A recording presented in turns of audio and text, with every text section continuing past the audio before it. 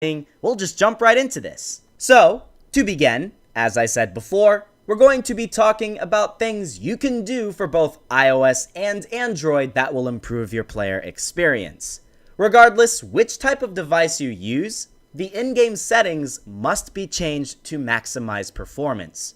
First off, going into basic settings, a lot of these first things you see really won't affect your gameplay all too much.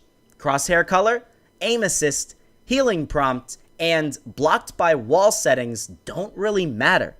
However, when you start to look at the gyroscope button, that's where things will vary between players. The gyroscope basically allows your device to aim just by physically moving it, kind of like as if you used your phone as a steering wheel for racing games like Asphalt 8. This does take up processing power for some people though, so you may want to turn that off. Aside from that though, in basic settings, nothing else really causes any lag. With graphics, this is where things get serious. Depending on the device that you have, you'll either choose smooth, balanced, HD, or Ultra HD. Currently, Ultra HD isn't in the game, but when it does come, only the best devices will be able to run it. So things like the iPhone X, Razer phone, OnePlus 5T, Samsung Galaxy S9, etc.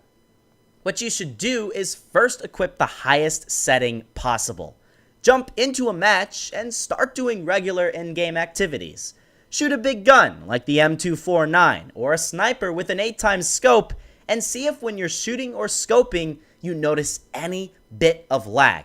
Maybe jump into an area like the military base or school where a lot of other players will be, and again, see if you notice any bit of lag. If you do, this isn't good. In that case, lower your graphics settings by 1 and repeat the process. Ideally, you want to be at a setting that allows you to spam the firing button and scope in at enemies without the worry of any lag screwing you up. I'll briefly show you what each setting looks like. Here's smooth, balanced, and HD. Now, moving on to the style, here are other things that might very well bring you lag. I play on a high performance device, so I am able to use realistic settings. If you don't have a super powerful phone, like maybe the iPhone 6 for example, you'll probably want to keep it at no style just because this will lessen the amount of lag you'll encounter. Frame rate is another big component to your gameplay experience. The settings are essentially based off of the type of device that you have. Again, if you have a high-end iOS or Android device, you can keep it at high setting. When you start to get to devices that are $400 and less and are at least a year old or more, then you may want to consider putting it down to medium. And if you are on a really old or not powerful device, put it at low. You can still play the game fine at low settings. You can certainly turn auto adjust graphics on if you can't really determine the type of graphics for your device, but just keep in mind the game is still relatively new. There may still be some kinks with the settings, and you may encounter some lag when enabling it.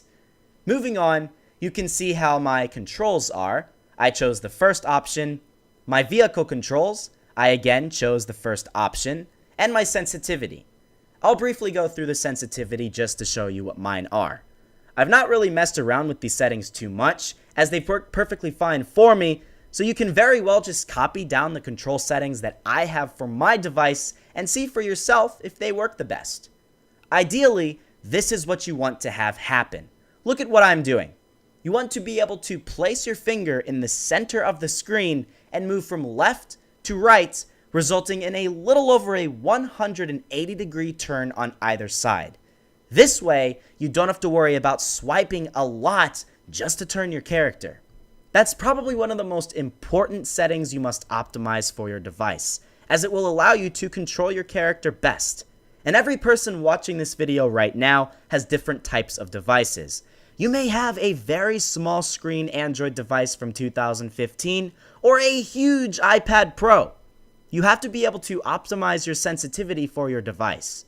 I play on a Razer phone and an iPhone X, both of which are similar to most phone dimensions, so if you're playing on a phone, use my settings as a good base frame.